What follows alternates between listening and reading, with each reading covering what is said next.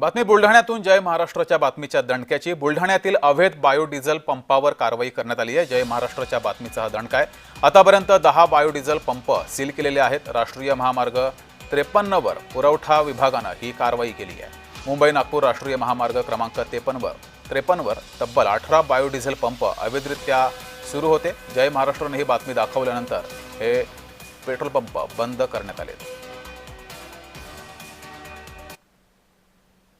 बुलढाणा जिल्ह्यातील मुंबई नागपूर या दोन महानगरांना जोडणारा राष्ट्रीय महामार्ग क्रमांक 53 वर बायोडिझेलच्या नावावर इंडस्ट्रियल ऑइल विकण्याचा गोरखधंदा या ठिकाणी मोठ्या प्रमाणावर सुरू आहे।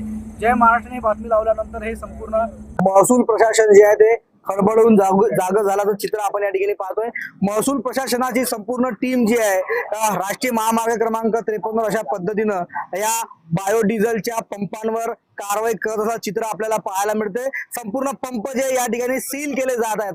आतापर्यंत या राष्ट्रीय महामार्गावर 18 पैकी तब्बल 10 बायोडिझेलचे पंप जे आहेत ते आतापर्यंत सील करण्यात आलेले आहे। खामगाव उपविभाग असेल, मलकापूर असेल किंवा मग नांदुरा असेल, या संपूर्ण महामार्गावरील या रस्त्यावरील संपूर्ण कारवाई केली जाते। मात्र अजूनही ही कारवाई थातूर मातूर असल्याचं बोललं जात आहे। महत्वाची भाग म्हणजे ज्या पद्धतीनं सील लावण्याची ही प्रक्रिया या ठिकाणी पार पाडली जाते, या आधी देखील अशा पद्धतीनं अनेक कारवाया करण्यात आल्यात। अनेकदा बायोडिझेलवर कारवाई केली, बायोडिझेलचे पंप अशा पद्धतीने सील करण्यात आले। मात्र त्यानंतरही हा गोरखधंदा काही थांबायचं नाव घेत नाहीये। त्यामुळे कुठेतरी हे संपूर्ण बायोडिझेलचे पंप उद्ध्वस्त केले गेले पाहिजे। ज्या पद्धतीने एखाद्या रेती उत्खनन करणाऱ्यांवर बोटींवर ज्या पद्धतीनं ब्लास्टिंगची कारवाई केली जाते, संपूर्ण जी प्रक्रिया आहे ती उद्ध्वस्त केली जाते, त्याच पद्धतीने जर का या ठिकाणी कारवाई केली गेली तर निश्चितच भविष्यात अशा पद्धतीनं या महामार्गावर अशा पद्धतीने बायोडिझेल विकल्या जाणार नाही। मुळात बायोडिझेल प्रकारच अस्तित्वात नाही आहे। इंडस्ट्रियल ऑइल हे बायोडिझेलच्या नावाखाली या ठिकाणी खपवलं जातं, ज्यातून मोठ्या प्रमाणावर